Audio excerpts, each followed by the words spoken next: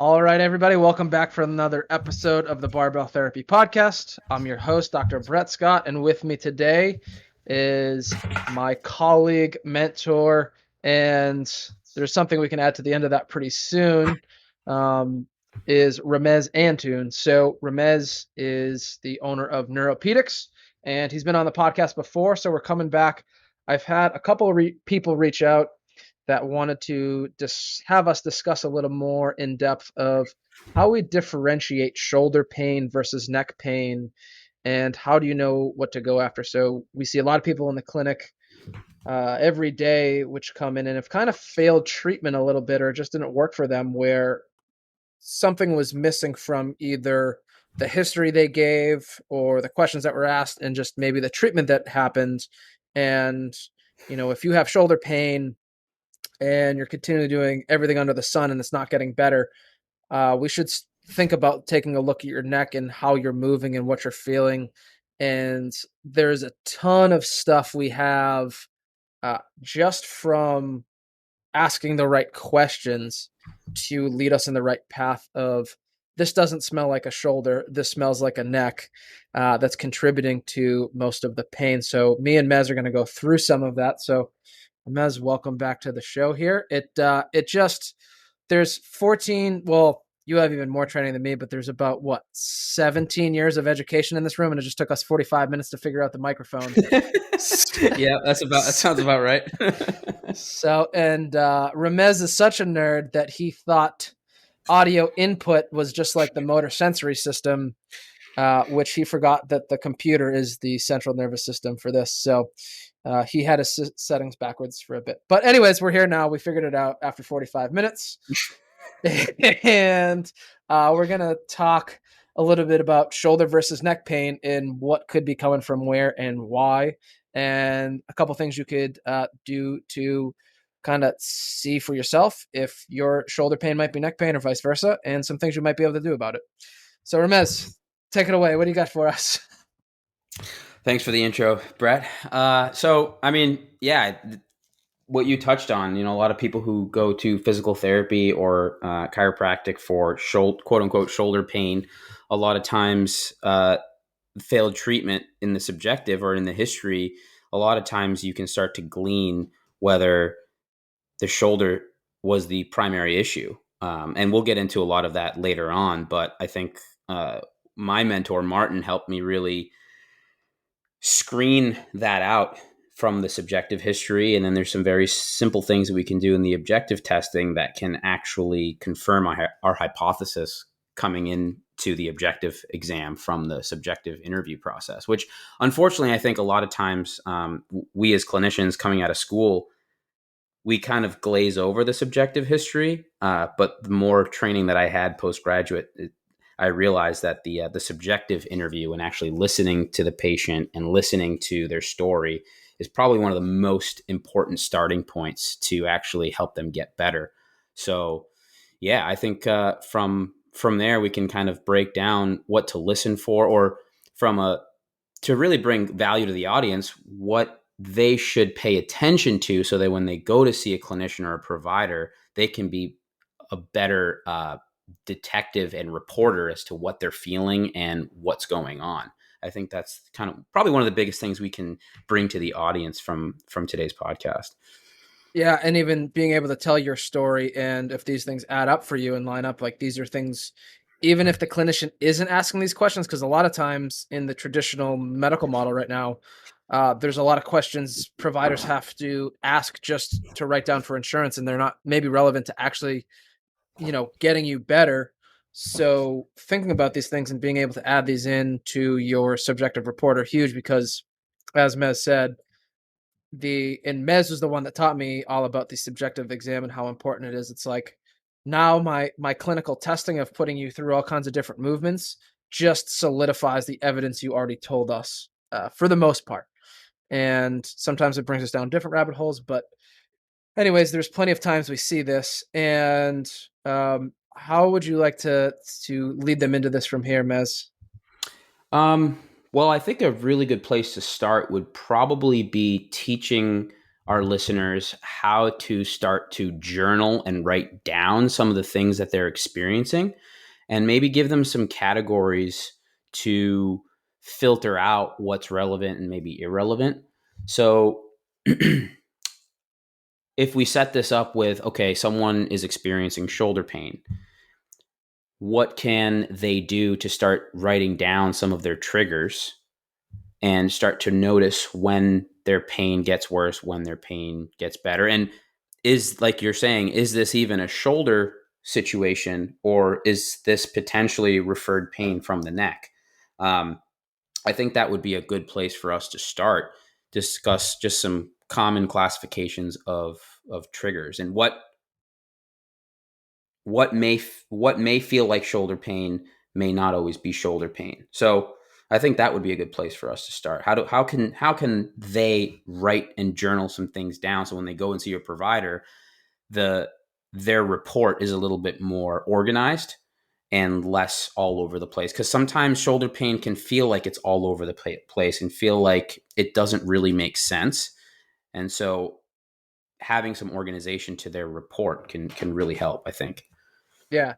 So the big three things we have that we need to look at with the cervical spine, and most times if you have shoulder pain, there might be something upstream too with the neck or the thoracic spine that aren't working as optimally as we want. So the big things we need to keep in mind with the shoulder are load.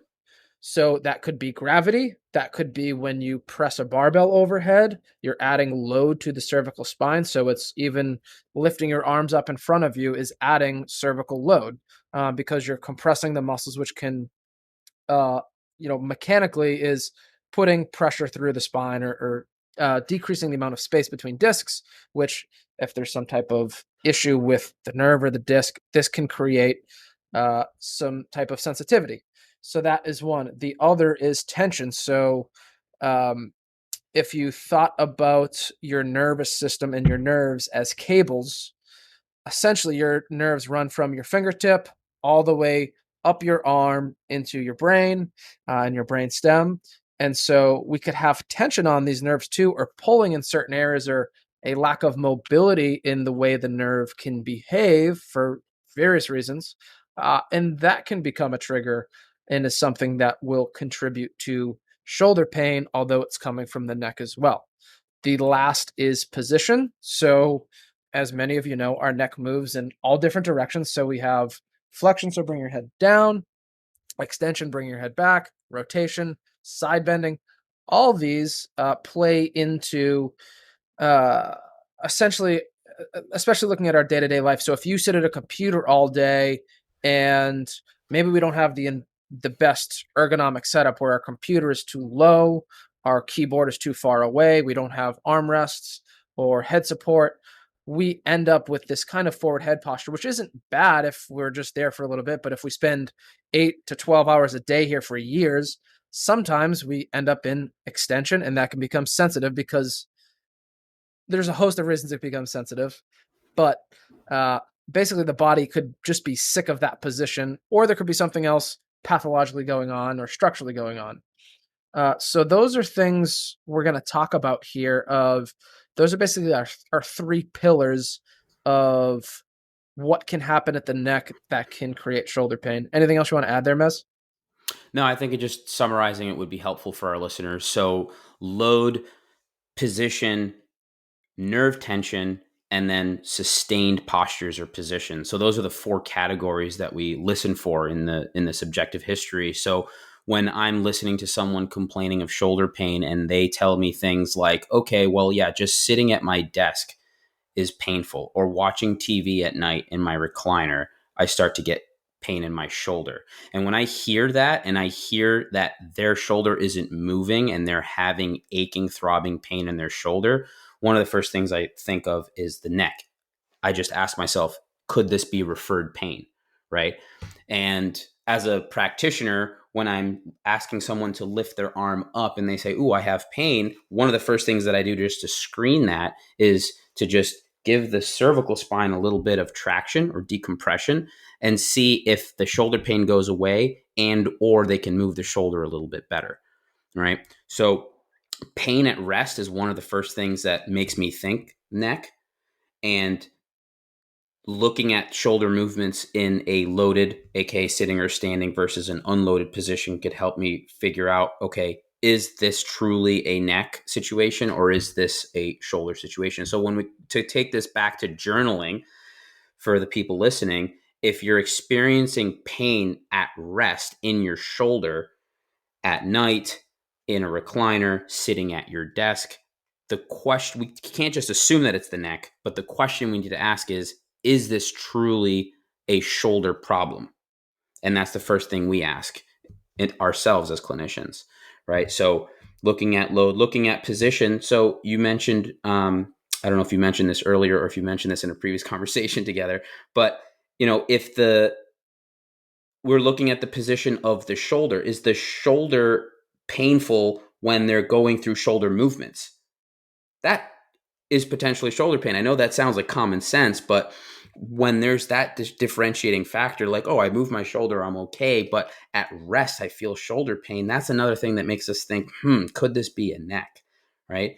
And then another thing that is interesting is if the person is doing a few movements overhead and they're fine, but when they report doing sustained movements overhead and then they start to experience shoulder pain, that could be a shoulder, could be a neck, but a lot of times in my experience, sustained overhead movements, you mentioned earlier, some of that scapular thoracic or the muscles that travel from the neck to the shoulder, when they're active quite a bit, they add a lot of compressive load to the spine just because they cross the segments of the spine. So looking at talking about like the upper traps, for example, if I'm doing a lot of overhead movements in a sustained position, so like electricians, for example, or painters, for example, they're doing a lot of hours on end, their arms are overhead, right? I'm in my mind, when they're saying that to me, I'm thinking shoulder, but then I'm also thinking in the back of my mind,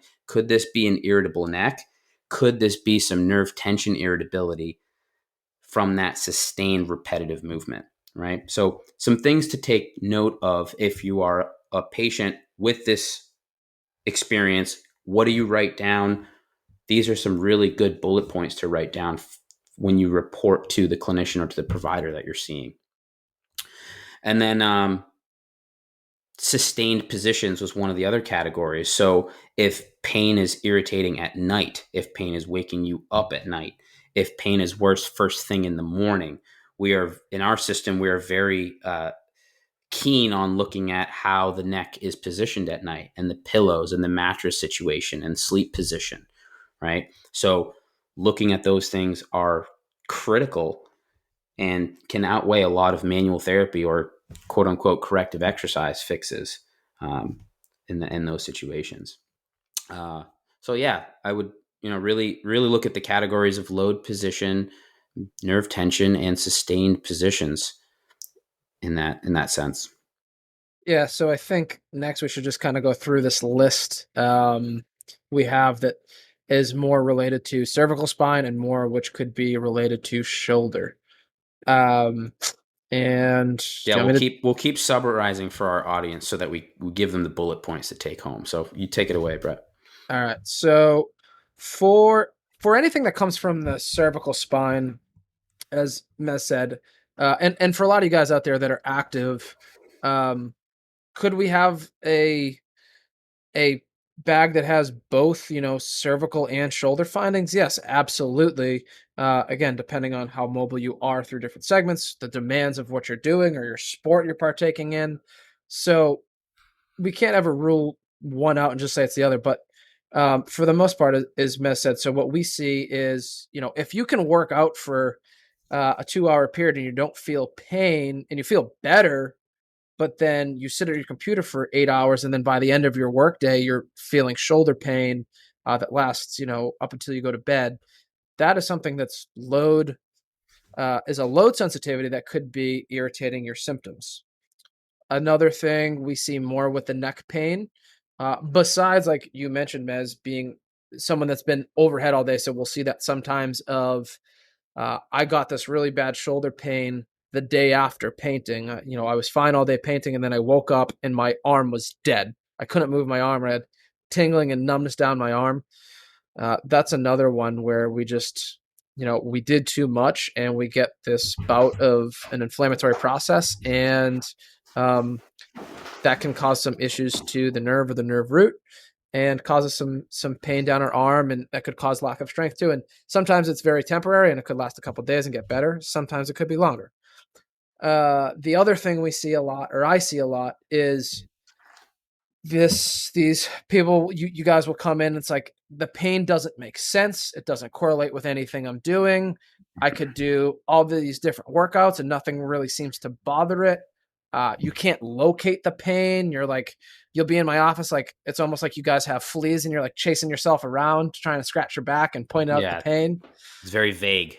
It's very vague. And the thing with that too is those symptoms might change. The pain might be moving around. One day it might be, in your upper trap. The other, the next day it might be in the front of your shoulder or the back of your shoulder. And it's just really hard to locate.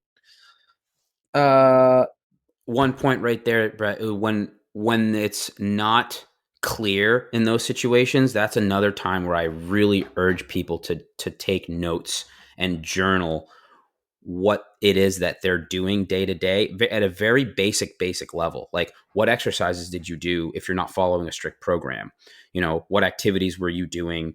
And so that you can start to actually, when you look back at the last 3 or 4 days, rather than just being like, I have no idea, you can start to gather and see a pattern potentially. Like, oh, when I go to yoga on Wednesdays, I usually am in pain on Thursday and Fridays. Okay, what positions are you doing in this yoga class on Wednesdays? Let's break that down. Let's look at what you're doing. Let's look at the yoga flow, for example. Let's see what positions are potential, because it might not be the position. It might be the position and the sustained position itself, right? So it's like, if you're in and out of that position for a second, fine. But some yoga instructors make people hold positions for long periods of time, and that could be the issue there. So like, knowing those categories and knowing how they interplay together can really help us become better detectives. So yeah, good point. Yeah. And I find a lot of times too with that is the people that have shoulder pain that is really neck pain, a lot of times they'll feel better working out if they're not doing anything like crazy overhead. They're doing Mm-hmm. like a nice back workout or whatever, they'll move around. It's the days they're not working out, where they're sitting at their computer and working a long day, that they might Mm-hmm. find their pain is worse. Yeah, and they say, Uh, well, I didn't do anything, quote unquote, right? And it's yeah, like, that could be the problem. yeah, it's the sustained posture. And so that's the other thing, is looking at, and this is where people don't take enough notes, and every time I ask them this question, they're like, I'll get back to you on that. Is it, when is it best and when is it worst? What is the pattern of it? So a lot of times with something that's an irritant of the spine, um, we could notice that, maybe you wake up stiff and maybe we don't have our pillow in the best position and we have been irritated all night. And typically that might loosen up a little bit, but then 3, 4 o'clock, you've been sitting in your chair all day. And then from 3 o'clock to when you go to bed, you have this nagging pain that doesn't go away and you don't know what you did. Mm-hmm. Um, having a sedentary job in itself can be something that will have this onset of, you know, we don't see any increase in activity. Your workout hasn't changed. None of this makes sense. And so a lot of times, and we saw this a lot with COVID too, is nothing changed about anyone's workout schedule. For some people it did, but for many, nothing changed about their activity outside of work. But then we all went home and went to this horrible, everyone's sitting at the kitchen table or the kitchen counter or on the couch. And all of a sudden I saw a huge spike in cervical cases there because no one had the right ergonomic setup, and they were spending uh, so much time in front of electronics and at their computer that it just that is the thing that people didn't see or didn't put together. Mm-hmm. Um, Let me just double click on that term you used, right ergonomic setup. For our listeners, we are now classifying right ergonomic setup as you have variable ergonomic positions. Yes. because there's a lot of people out there these days that are kind of trapped in this dichotomy of right versus wrong ergonomics. And the evidence is very clear at this point that it's more about the variability than it is about the correct posture. So that's another piece which kind of falls back to the fourth category of the categories we gave, which is sustained posture. If you can try to really break up and find as many productive postures as possible, that can really help take a lot of the issues that we're seeing off the table. So I just wanted to add that piece in terms of right ergonomics, because a lot of people get a lot of anxiety about, oh, is my ergonomics right or not? And it's like, if you have variable productive postures, you're right. Yeah. Right. And it's the right ergonomic setup for you. And a lot of Right. times too, I've seen people that are hyperactive about having the right ergonomic setup, and it's almost like they're trying too hard to be in a certain posture, and maybe that posture isn't for them, and that's actually what's sensitizing them. A lot of people think they need to sit upright with their, shoulders back and their head up tall, and sometimes we need to get out of that posture because we've just spent too much time in it, and the body needs to do something else and just Yep. mix it up. Absolutely. Um, the next one we have here is not specific to any movement. So again, just working out. No specific movement seems to irritate it. If you can work out and you don't feel pain, I've been told, and what one of my other mentors says is, if you're not feeling pain within 2 hours after your workout, it's likely not your workout that's causing your pain. It's probably something else. Is it the way you're recovering? Are you going home? And I had one patient a while ago that had some neck pain going on, and then we found out that he worked every night on his computer monitor after he worked out with his head turned 45 degrees to the left. And we put it back to the center, and magically his pain started to get better. Hmm. Another one here is some things we'll find too, and you can try to do this yourself as well, but does your pain or mobility get better when you go from a seated position or standing position to lying on your back? That takes some load off of the spine. So do you feel like, you get a pinchy sensation when you're trying to bring your arm overhead versus if you lay flat on your back, there's no tension on there? Does your shoulder pain improve? That's an indicator that maybe there is something to do with the cervical spine. And if we're testing a shoulder, and people can do this themselves too, is if you put your shoulder in a certain position, whether it be out in front of you, you turn it, whatever, and even if you hold your arm out in front of you where you sometimes notice some pain, like if you're doing front shoulder raises or something, and if you can recreate or provoke that pain even worse by typically bending your head backwards and looking towards the ceiling or flexing your head down or to the side, there might be some type of cervical involvement there too. So it's just another way for you to self kind of diagnose and see, is there something going on there? And as we said with ergonomics, the biggest things I tend to see in people that have some type of cervical pain is they're working at a desk setup where they don't have an option to rest their head back on their chair at all, and they likely don't have armrests. And if they do have armrests, the armrests don't fit them. So they're constantly using their traps and their cervical erectors to hold their head and their arms up all day, when wouldn't it be nice if we just let those things relax a little bit so that the body knows that it can go into a state of relaxation? Yeah, that goes back to our point of variability, right? Like, can you relax back on a supportive backrest, neck rest, arm rest? Can you recline back and be productive? Can you come forward and be productive? Can you alleviate your shoulder pain when sitting at your desk, when you rest your arms on the armrest, or when you completely scooch all the way back, have your whole back contacting the backrest and recline? If you stay there for a couple minutes and then you feel like your shoulder pain is getting a little bit better, now we're starting to smell the neck coming into play a little bit, right? So yeah, those are all very, very, very valid points, and I think really helpful things to make note if people are sitting there journaling. What is their triggers? What makes it better? What makes it worse? Yeah. Anything else you have to add there for the spine? Um, Yeah, the comment that you made earlier about if you don't feel pain 2 hours after your workout, I don't know that I completely agree with that, because I've had some interesting like cervical radiculopathies that presented with that very thing. And at first, the first few years out of school, that was my logic. But when getting better at screening and assessing this stuff, and I had people journal what they did for workouts, we actually started to pick out a few things within their workouts. And when we removed those things or created variations of those things, they improved. So I wouldn't take that comment for face value.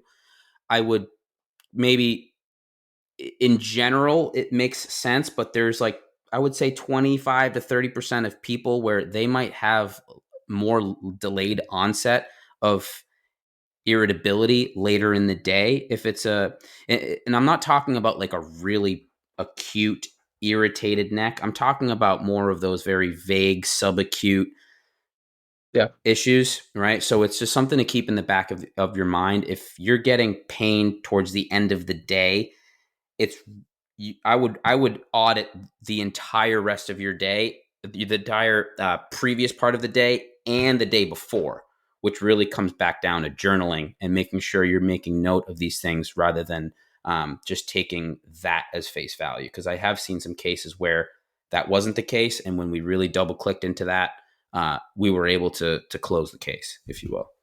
What types of things were they doing that were irritating them, if you remember? I'm talking about some martial artists, and I'm talking about some people who are really into weightlifting. So a lot of bag work, a lot of punching, striking, blocking, a lot of overhead lifts, a lot of pull-ups, push-ups, any repetitive upper body, whether it's horizontal push pull or vertical push pull movements, uh, and really looking into the loads and volumes that they're doing, and just like kind of stepping into my strength coach shoes and look and asking about the set rep schemes, and then kind of following that pattern through along with the orthopedic screens and testing and the subjective, and then really starting to figure out they weren't red flags, they were yellow flags. And when we kept following those yellow flags, we started seeing like, the days that you're actually having pain, like later in the day and even into the next day, we go back and we look at the previous workout and we audit the program. We found some of these exercises that were, it wasn't necessarily the exercise itself, it was more the volumes and the loads that we had to adjust that really helped us kind of take their case to the next level in terms of recovery, if you will. Mhm. Yeah. You have done a very good job of explaining this to me. Can you just explain for people why some of the why behind why would that occur? Like, why can I do these things during a workout and I'm fine, but why is it the next day? What is happening there? Hmm. That's a really good question. It's I was gonna in have. tech. Go ahead. Are you gonna go through like action potential thresholds here? I'm not going to use those terms. I'm going to try to use analogies to maybe help people understand it a little bit better. Uh, Thinking of it as a bucket of water, right? You can keep filling the bucket of water and it doesn't overflow, but eventually it reaches a point where water starts overflowing the bucket, right? So these exercises that I was just talking about that seem to be the triggers, the amount of volume and load that they were using were just starting to overflow the bucket, and they were so sensitive that eventually those uh,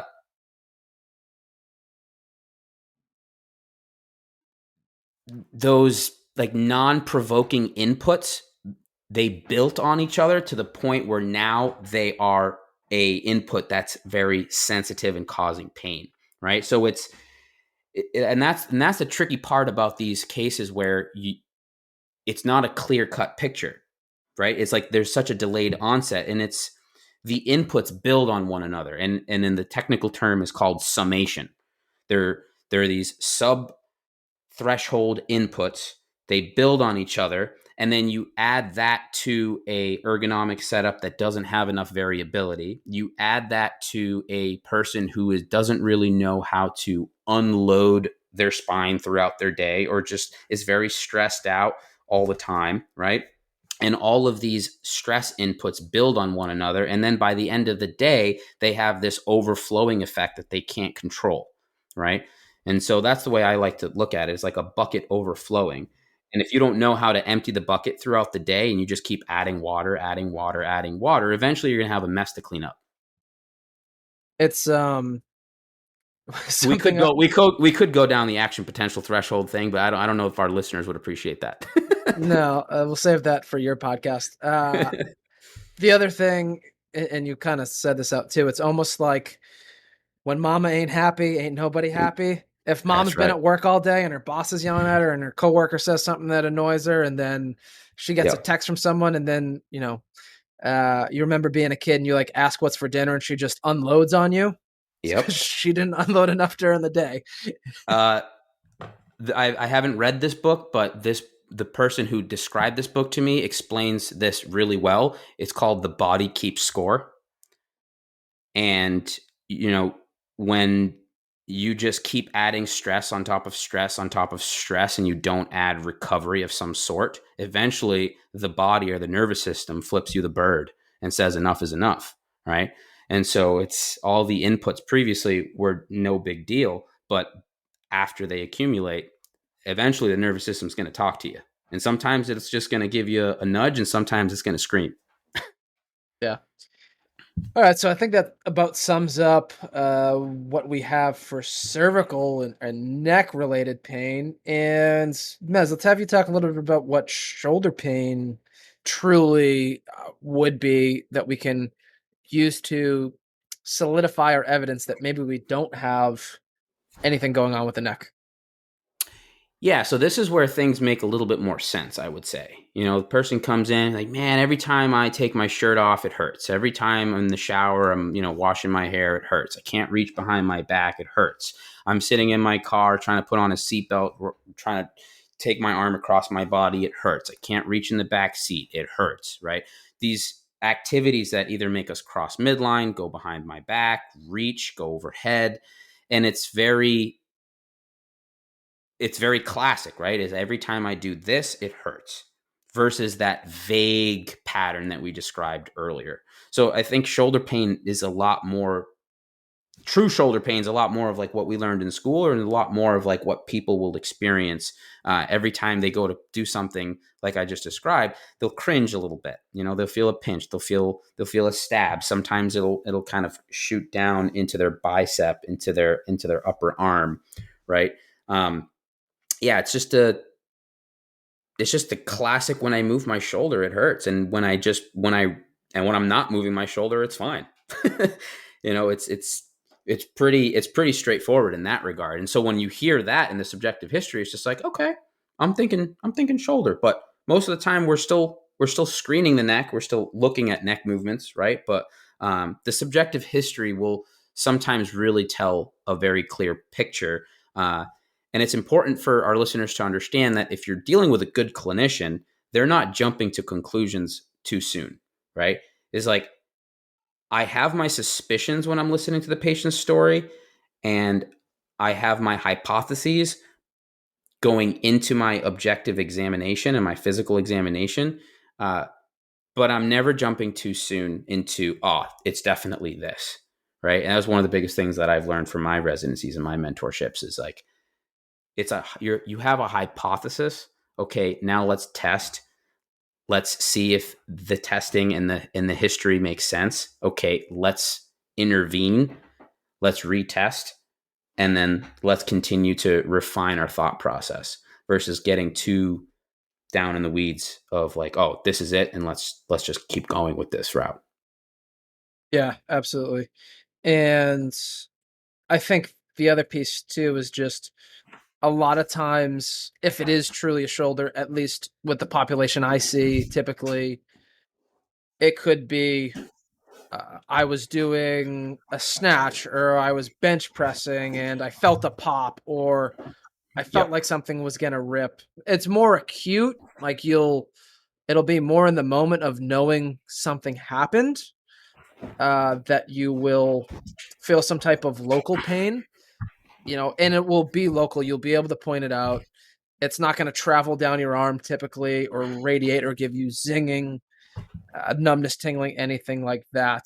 And typically, If it's really bad, it might. This is kind of yeah, like in some serious situations. But again, if you're feeling someone when something like really goes when you're bench pressing or something like that, and we're dealing with something that's a potential structural issue, sometimes that can happen. But people will know if that's the case because they won't yeah, be able to lift their arm and pain shooting down the arm. Yeah, that's a different situation. yeah. Like if you truly tear a muscle and you have bruising and the muscle belly rolls up and you have a bunch of swelling, yeah, you could feel nerve pain. But that's the maybe 20 to 30% of injuries that at least I see. Um, this isn't even medical advice because it took us 45 minutes to set up a microphone. So we don't know what we're talking about. Well, luckily, mics are not medicine. Thank God. Yeah.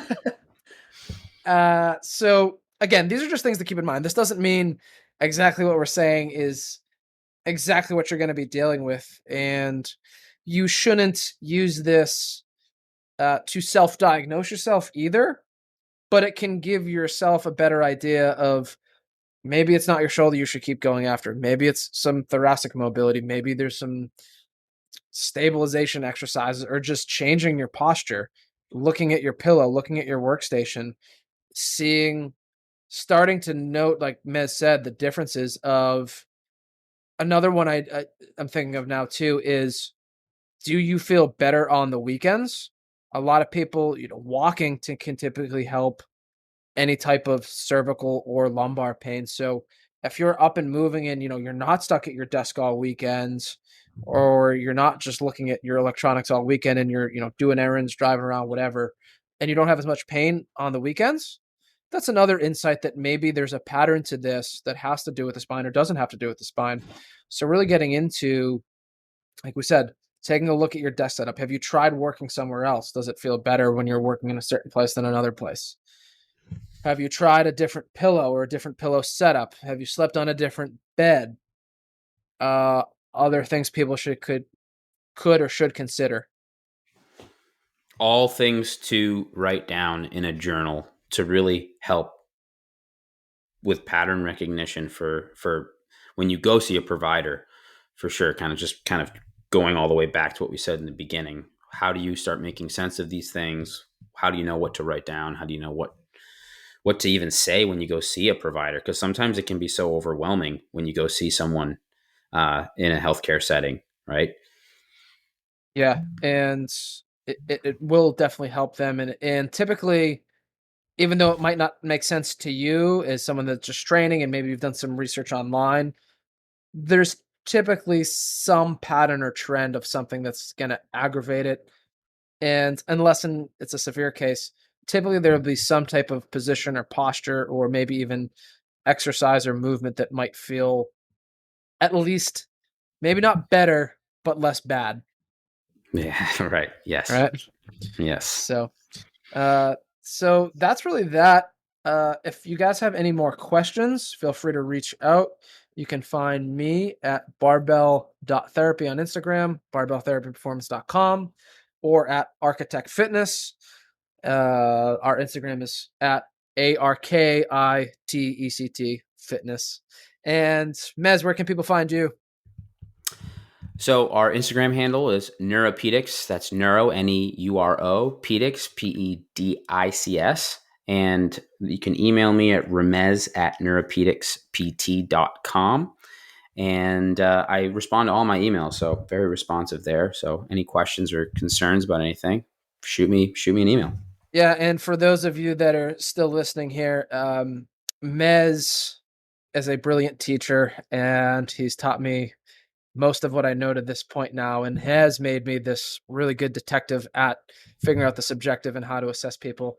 And he has a really cool mentorship program as well, where he teaches clinicians how to be better at what they do, how to better assess, how to ask better questions, communicate.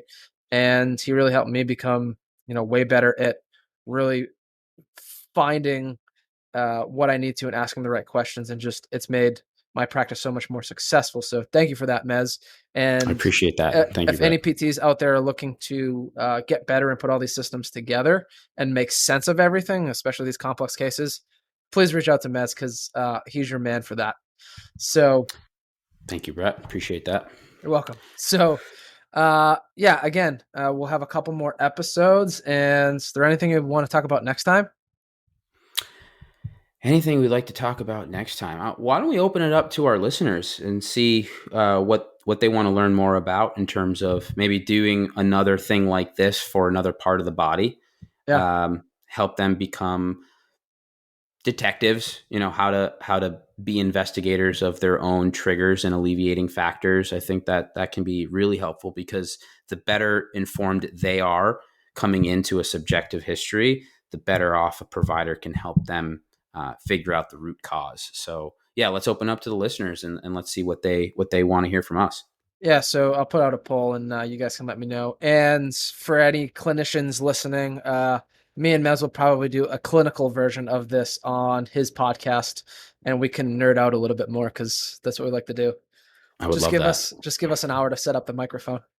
Yeah, for real. All right, well, thank you all for listening, and stay tuned for our next episode coming up shortly.